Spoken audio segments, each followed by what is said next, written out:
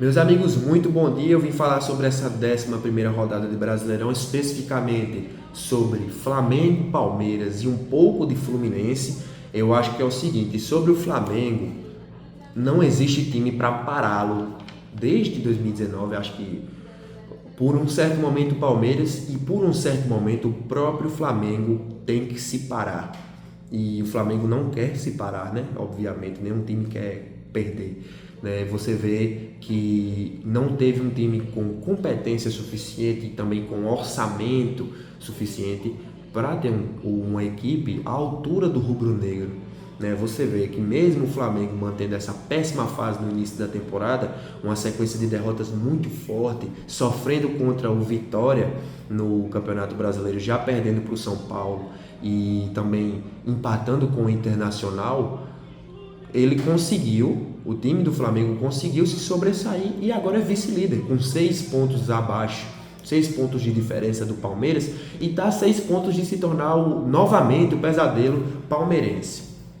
Né? Então, acho que não tem competência nenhum dos clubes que formam o Brasileirão para parar o Flamengo, que é o time continental do momento. Eu acho que nas últimas décadas é o time com mais poderio e com melhor ataque, com melhor defesa.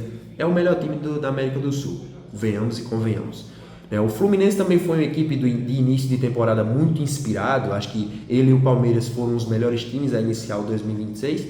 O Palmeiras foi campeão do Paulista, o Fluminense foi vice para o próprio Flamengo e depois do Carioca, na derrota, não reagiu mais.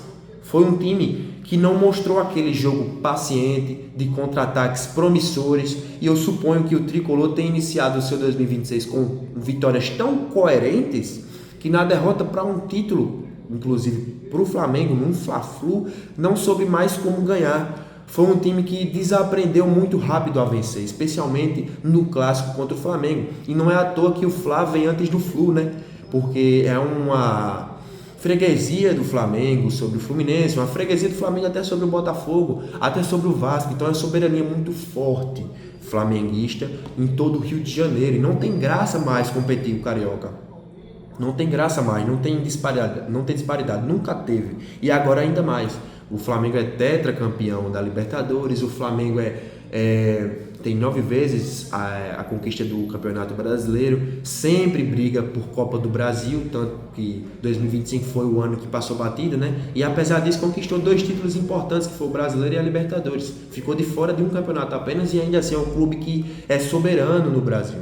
Então eu acho que não tem clube competente à altura, com competência para parar esse time do Flamengo. E aí fica em aberto, né? O Flamengo vai se tornar, eu acho, o pesadelo novamente do Palmeiras, e o Palmeiras vai ter que brigar porque é um time que não sabe ser líder. É um time que vai entregar em algum momento alguns pontos para qualquer time que seja. E nessa sequência anual é o Flamengo o carrasco do Palmeiras, infelizmente, né? Porque não tem com quem competir o Flamengo no Brasil.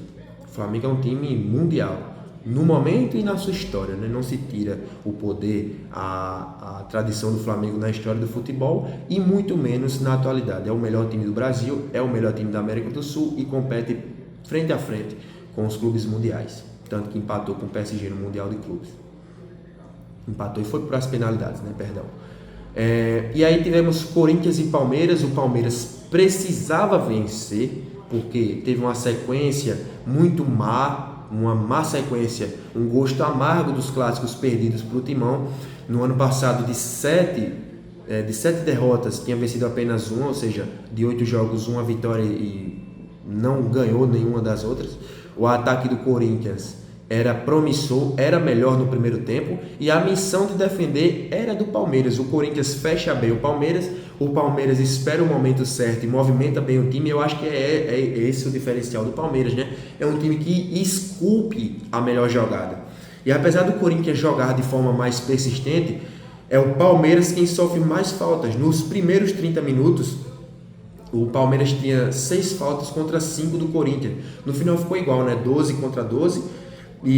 Mas era o Palmeiras o único time com escanteios também nos primeiros 30. Nos primeiros 30 minutos o Palmeiras tinha 2 escanteios, então acabou que ficou igual, de igual para igual o clássico. Não ficou só de igual para igual no futebol, ficou de igual para igual na confusão. A confusão foi muito forte, teve confusão lá até mesmo no vestiário, funcionários do Palmeiras batendo boca e agredindo os funcionários do Corinthians e vice-versa. O jogador Luigi do Palmeiras vai fazer denúncia contra um segurança do Corinthians, se não me engano, e o Corinthians vai denunciar o Palmeiras por causa de 2 atletas, Gabriel Paulista e eu estou me esquecendo do outro, que também sofreram agressões segundo o clube. Então foi um jogo muito pilhado, é o clássico mais pilhado do momento e eu acho que é o melhor clássico que se devia assistir nessa 11ª rodada, porque o Fla-Flu a gente já sabe quem era favorito e correspondeu ao favoritismo o Flamengo, e dessa vez a gente não sabia quem ia ganhar entre Palmeiras e Corinthians e ficou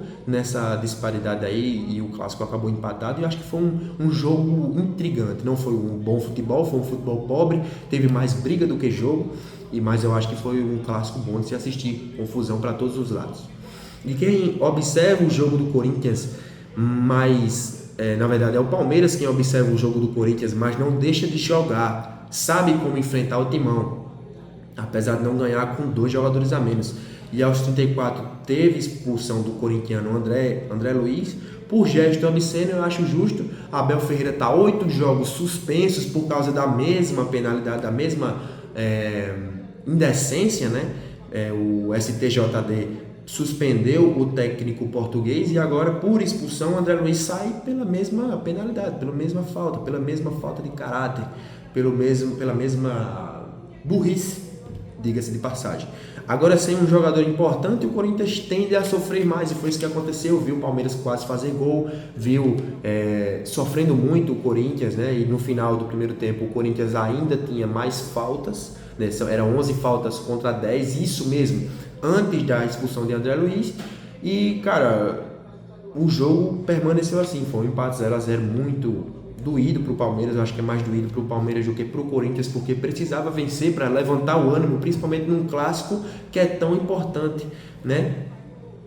E aí ficou nisso, né? O Brasileirão terminou nisso. O Flamengo não teve adversário à altura para que sofresse mais até o G4, chegou no G4 como um intruso, nunca deixou de ser uma boa equipe, era o melhor do continente, e nem mesmo quando jogou mal contra o Corinthians e Lanús, né, deixou de ser a melhor equipe da América do Sul, mas também porque não existia um time para fazer o Flamengo pensar mais, supor a melhor equipe e até mesmo sofrer mais um pouquinho para chegar lá na vice-liderança. E é um Flamengo que entrou de intruso, né, como eu disse, no G4, porque não teve adversário para tirar o sossego flamenguista. O Palmeiras poderia estar mais à frente se não tivesse empatado contra o Corinthians nesse clássico com 2 a menos, e que é um tabu desde o ano passado, né? É o Brasileirão de desempenhos incompetentes. Então é isso, eu fico por aqui, você fica por dentro do Campeonato Brasileiro, fica por dentro do futebol mundial. Está sendo um pouco trabalhoso publicar aqui e fazer um pouco do serviço que eu tenho que fazer.